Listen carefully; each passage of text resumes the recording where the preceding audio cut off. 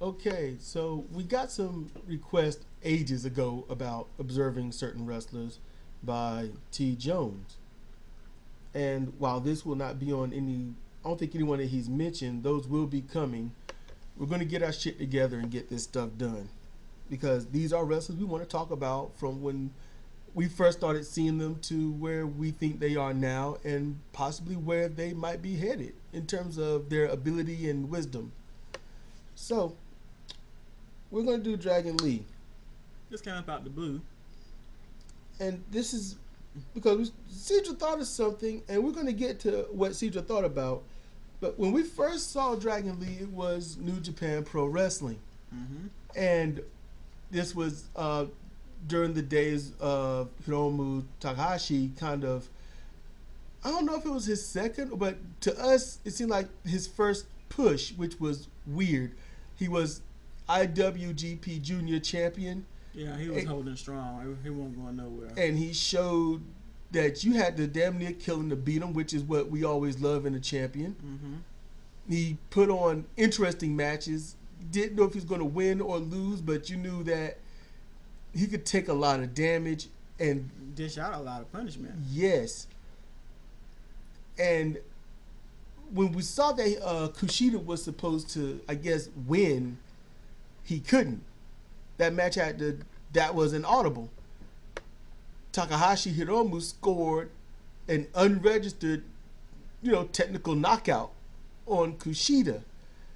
That somersault powerbomb to the floor, he, supposed to hold on, but it slipped. The rope slipped. You could see it. Kushida smacked his head off the floor. He went right after that. Hiromu didn't know the gravity of how bad things were. You could tell. He tried to keep the match going. Kushida's bell was rung. I mean, that Liberty Bell was booming. And the match ended soon after. Yeah. It won't much. Hiromu wrapped it up, over, and we didn't see Kushida for a while. And honestly, to us, that made Hiromu look even better. Mm-hmm. No, we don't want to see anyone hurt or injured, but we thought that dude is epic. And then we started seeing his personality, which was what? There was a lot of what? Mm-hmm. Meow, meow, meow. He's laying on the floor. The cat just comes out in me. The cat just takes over, and it feels so good. The cat, and I'm like, dude, what are you saying? I'm like, okay. Now, if he's wealthy, he's eccentric. Other than that, you're just crazy. And he came out with his drawings during his little drawings. What tournament was it for the lightweights? It was the best of Super Juniors. Okay, he had his little drawings that he make of every opponent. He came out with little dolls. Yep, and he introduced to us Daryl. And Daryl was amazing. And as amazing as it is, Daryl always stole the show. He was sent star in Hiromu. He was sent. Yes, it was Daryl and Hiromu. Mm-hmm. And I made my videos where Daryl was coaching Hiromu. People loved him. Oh, fuck you, YouTube. Fuck you. So yeah, if anything else better come along, I don't care if I gotta pay $5 or $10, but if it's gonna be the way you used to be and should be, then I am jumping ship. I don't care if I'm the only one on that platform. I am jumping ship. I am leaping off that some bitch like it's the Titanic. And I'm talking about before it leaves the harbor. I'm just saying. So Daryl steals the show. It's all about Daryl. And people love Daryl. Hiromu does his skits on Twitter and other things. Mm-hmm. Him and Daryl at the movies. Them on the roller coaster. At the beach. Yeah, they was at the beach. Daryl had a little hat on.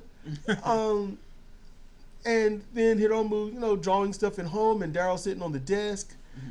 And then Daryl meets Carol, and then I'm like, damn it, it's Walking Dead.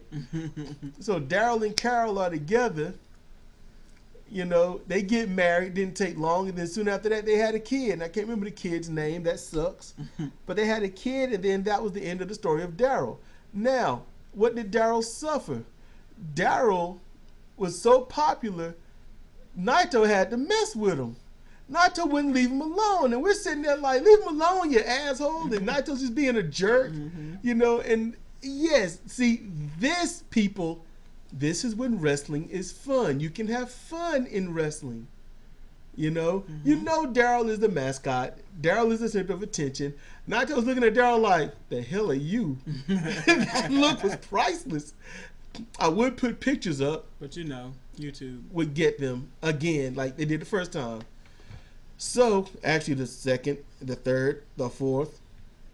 I can't even use a still picture. I used a fake picture of Daryl. It didn't even come from New Japan, and they got me on it. It came from an Etsy site or something. It even had Etsy at the bottom, but New Japan claimed it. Yeah, I really wish I could have. If I knew then what I know now, I'd be like, oh, so you claimed it. Well, let's see what Etsy have to say about this, that you are claiming their stuff as your copyrighted material. Ooh. Oh, that would have been so good. In any case, yeah, see, I didn't know shit then. You know, but now that I'm ready, ain't nobody gonna mess up like that. So then after and then taking Daryl and being mean to him, and Hiromu fighting tooth, and he would fight tooth, and he's like, look, Naito, we're gonna fight over this. And then it happened. Bad Luck Fale ripped up Daryl. He destroyed Daryl. Daryl. It was the most gruesome and horrific thing in pro wrestling. I mean, it was just all over the place. But Daryl persevered. He was strong. And he came back. You can see the bandages on him and stuff. He had to heal, convalesce, but he still pushed Hiromu onward to victory. Daryl was awesome. Because I'm going to tell you right now, if somebody ripped me up like that, I ain't coming back. It's not happening. Daryl is a stronger man than me. He's a cat. See? I'm a man. I got to come up to being a cat. I need some tips. The cats would agree. Yeah, they would. All cats would agree. All cats would agree. Freak. Like, what? See, if anybody knows where that's from a cat, you get an E cookie. So, I already got one thing going on where I'm risking $1. So, you know, that'll drop me from 14 to 13. I got to hold on. So, Daryl ultimately starts to go away, starts to go bye-bye. But as Daryl goes away, Hiromu kicks it up a notch. So Hiromu begins not just having the cat, but his whole, now they're doing the whole win thing. You speak after you win. Yeah. But that's only in the main event, which the juniors were actually doing for a short time. The juniors were main eventing. And he would do his whole, more and more and more and more. Let's have more fun. That's all he was saying. I gotta say, man, you listen to him speak Japanese and you wonder what they're saying. And then when you finally get the translation, you're like, what? That's it? Mota, mota, mota, mota, mota. And you're like, man, it's building up. Then you realize what he's saying. You're like, well, that's shit. But yet, it works. Yeah, the Japanese love it. They pop for it. Well, it's different there. Yes, you definitely. Know? Here we could get away with it. It's all about presentation, though. It'd be a strong presentation because somebody get up in the ring and say that, the crowd be like, what the fuck? Because in the United States, we're taught to, if you can't disrespect somebody or put somebody over 100%, then you're nothing. So you have to come with snap. You have to come with embarrassment. You've got to come with all of that. If you don't humiliate whoever's in that ring, then you are nobody. That's really all it is. Unless you're very skilled at it. Because there are a few wrestlers who are able to cut promos and they don't insult anybody. But they have you hanging on to every word. And all three of them are retired. So Hiromu is embodied with the power of feline. And with Daryl being more out the picture, he starts altering a bit of his style. He's not as, let's run and do this, run, do this. He altered it. He slowed himself a little bit, found better pacing. He learned pacing. Yeah, he had to learn it. And then he added the move, the flying triangle head scissors choke, which is good. he called it D, which stood for Daryl. So it's basically Daryl, or the Daryl choke, which is a great finisher, because having a submission move in your arsenal these days, I say these days like people actually give a fuck about pro wrestling, but in a legitimate competition, having a submission hold adds to you, and people are utilizing in wrestling more mixed martial arts style holds and strikes, which is good to see a resurgence of that, because it used to be that wrestling was all around. So, Takahashi Hiromu, he brings out that, and people had to start working with it. So that's great. Now, granted, the first one that people want to credit to doing this would have been The Undertaker. But no, there were others that did it before him, usually by accident or as a wear down hold. Robert Gibson used it. Ricky Morton at one time used it. I think Ricky Steamboat used it. It was just a wear down, head scissors, not the grounded one where you sit them up, and it's sort of a figure four headlock. It's not that. No, this was the MMA style. But if they would just use it, just slide to the ropes, it was really no big deal. Just roll them over, and it was nothing back then. And you rarely saw it. It was very rare. It was just something to just jerk on the people real quick, and then roll over and then get out, and then somebody roll out the ring, complain, yada yada. Got me by my hair. But when you get someone that says, I'm famous, I'm popular, now I'm using that move, now you recognize that move. So then when someone else uses it, then they say, this person made it. So what's going on now is Dragon Lee comes into the picture. Comes back into the picture. Dragon Lee definitely starts rivaling Takahashi Hiromu.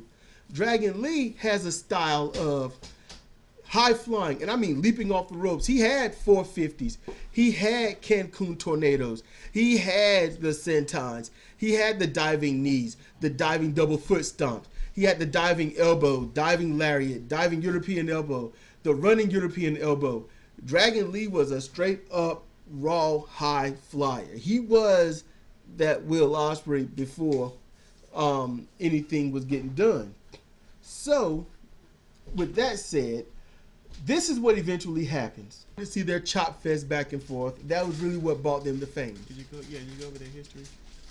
Their history is something that I am not that familiar with. I know that in Mexico... Yeah, they wrestled a lot in Mexico. Yes, Hiromu on excursion gained... He made some bones with Dragon Lee and some others.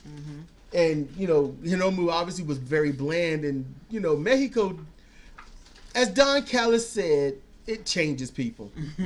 And that's what it did. So when you get those famous matches in Mexico, then you come over to Japan, and that when you're famous, it stays with you, So that's what happened.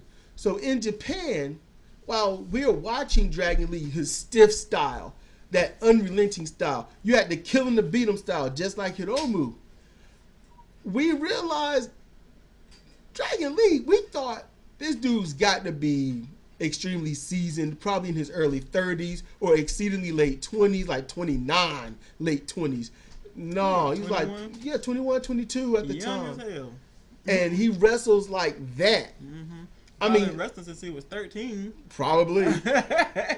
He is what Will Ospreay should have inspired to be in terms of safety.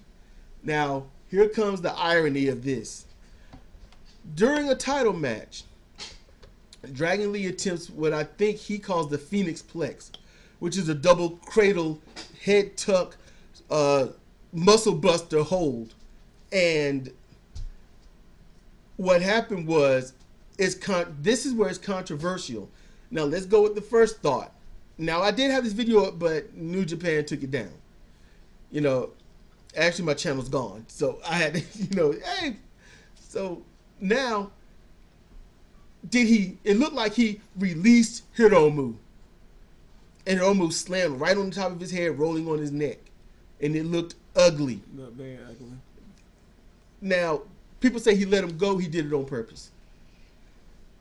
Some think that during the move, Hiromu tried to counter it to get out. Maybe impromptu, or maybe they mistimed it. But when he did, it was too damn late. And there you go, the botch. You know, or he didn't let go. Hiromu didn't try to escape.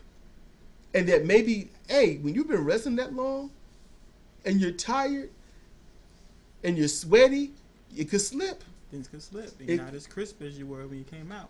So when you slip, bad things can happen. So no matter what side of that you're on, what happened was Hiromu has suffered a broken neck. They thought it was a strain. They thought it might have been a stunner. They thought maybe it was just a compression. No, it was broken. It wasn't even dislocated, it was broken. Hiromu's out. Dragon Lee sent Hiromu some flowers, some get well stuff, and he's visiting him. And they do talk. I don't know how much they talk, but Dragon Lee does know some Japanese. Now, if you ever want a sign of, I am so sorry for what I've done, this is what Cedra has noticed, and I'm going to let Cedra take it from here. So after that point, we didn't see. Oh, shit! You know, we continue to follow New Japan, as we still are. Mostly, we're behind. But either case, Dragon Lee wasn't around for a while. Then he popped back up. I don't know what show it was, but he comes back out, and we're listening to the English commentary, and they're talking about how basically Dragon Lee's become a very strong fan of Shibata. Well, that's brand new, because that certainly wasn't the case before when he was wrestling in New Japan. And so we watch him wrestle, and it's different. He's not doing a lot of the high-flying lucha moves. He's got more of a hard-nosed ground game. He implemented the hesitation drop kick, which we learned was from Kenta, not from Shibata, but Shibata claimed it. And he was just different. He was more of a New Japan type of wrestler, more strong style. He still had his lucha. Yeah, he could do that shit very well. That's in his DNA, I think. By now it is. But he had more of a strong style, and we never saw, what'd you say, the Phoenix? The Phoenix Plex? We never saw the Phoenix Plex again. You haven't seen it. He changed his style. He changed, man. He's still devastating. He's still a joy to watch. He wrestles a lot more like his brother, Roosh. We found out Roosh was his brother recently. Yeah, thanks Ring of Honor exposing shit. It must not have been a thing, because then they used it. Yeah. Caprice Coleman running his mouth. Yeah, you could tell it was a slip. You knew it was a slip because everybody shut the hell up when he said it. But yeah, he changed his whole game after that accident with Hiromu. When we watch him now, his style is more ground based, more strikes. I mean, seriously, more knee strikes. He does, you know, the corner double foot stomp like his brother, but he calls the bull rush, I think. He does his planches and stuff, but it's different. It's so different. He's got pacing now too. He's not going 100 miles per hour like he used to. Yep, he has slowed it down, and he's calculating. You know, calculating. That's very important. That's something that people just don't really get when it comes to pro wrestling. Or life. In general. Calculate some things. Does this make sense? Is this dangerous? If so, don't do it if it's going to get you hurt. If 5 plus 5 is equaling W, you need to pull out your eraser and begin again. Yes, don't do that move. Hold out, Jack. Hold out. Because something it's about to get bad up in here. And seeing how Dragon Lee has evolved himself, because it's not that he's done doing the high flying. He just might be saving it for those actual big matches. Or maybe he wants to have some wrestling longevity. Yeah. And decide he needs to take it easy on his body. It's good to live. Just throwing it out there, y'all. It's good to be like, hey, I think I'm gonna live and And do that. Yeah, and see stuff tomorrow. Ain't nothing wrong with seeing stuff tomorrow. He ain't taking the Will Ospreay account. He was the first one to say, look, I'm gonna change. And he did. And kudos, man. Kudos, Dragon Lee, because that is a sign of maturity. He be young. Very young. And for him to learn, it took almost killing somebody. Now an asshole would say, but he didn't. He learned. He calmed down. He got a heart. You don't want to hurt someone. Because you know what? When you hurt someone and they can't perform, they can't eat. They got to find something else. Something that's not going to sustain them mentally. Because pro wrestling sustains some people. No, they might not be hurting them for real, but they get to fantasize and get that aggression out. Man, you have no idea how sometimes you just need to get that aggression out. And every once in a while, when you hear these wrestling stories, yeah, he'll stiffen up on you every once in a while. Might be getting out some things. Girls do it too. It's all equal. So, Dragon Lee, at this pace, at this way, granted, he shouldn't have lost to Will Ospreay. He shouldn't. But sometimes, it's time to go back to Mexico or do your deal in Ring of Honor. So yeah.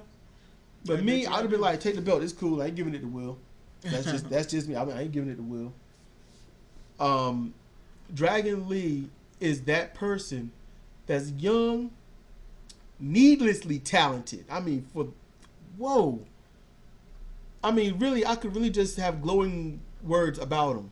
That's it. Just glowing, brilliant words about Dragon Lee. He knows how to coordinate. That his ring attire, spot on. Ring entrance, spot on. His style in the ring, spot on. Showmanship and decency, spot on. Learning from his actual mistakes, spot on. He has everything. The only reason he's not epic in Japan is ghetto. And the fact that they don't have a juniors. Not really. I wouldn't want him going to WWE because I want him to stay decent. I want him to live. And I want him to live. As Cedra said, I want him to live. Ring of Honor is doing well with him. Mm-hmm. I'm not exactly a fan of that Dalton Castle match, but yeah, Dalton Castle, his match with him. Yeah, that wasn't good. He didn't get a chance to do his thing. It was all about Dalton. Yeah, that was just to push the storyline. Yeah. And when you push a storyline and you got to dumb down the rest, or you've done bad with your storyline. The storyline is dumb anyway because Dalton's a terrible heel, but that's different. That's different. And the way this is going to roll, I guarantee you, Dragon Lee hasn't even begun his true career. That's how great I think he is. If Dragon Lee stays with this and doesn't retire in 5 or 7 years, by the time Dragon Lee is 33, you're going to see like that guy where you're like, why in the world is he not champion of the world? That's where I think Dragon Lee can be headed. But it's all about what he learns, how he applies it. He don't have to be the biggest dude in the ring.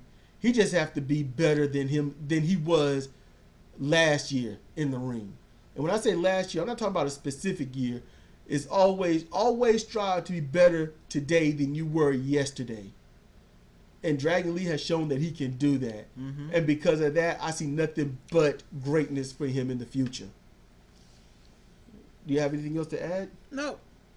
With that was Cedric and Cedra for observing Dragon Lee. We know he took a road with Hiromu, but that was needed to express why we feel the way about Dragon Lee, what we have observed about Dragon Lee. So with that, please like, share, subscribe. If anything, share and like. If you want to subscribe, fine, but please like and share. And if you want to, timestamp it if you need to. But hey, leave your comments. We want your comments. And if you got requests for people you want us to observe, you know, Ring of Honor, New Japan, that's really all we're watching right now. Major League Wrestling, we're watching it. We're behind, but we like it. We're up to date on a lot of the people there. Yeah, we're doing stuff. We're up to date enough, you know. So with that said, we're gonna get up out of here. So this is Cedric Casidra. Catch CR Fire Pro TV version and The Road, which is quote unquote non-TV, zero commentary. And I got something coming down the pipe. So, hey, thank you for listening.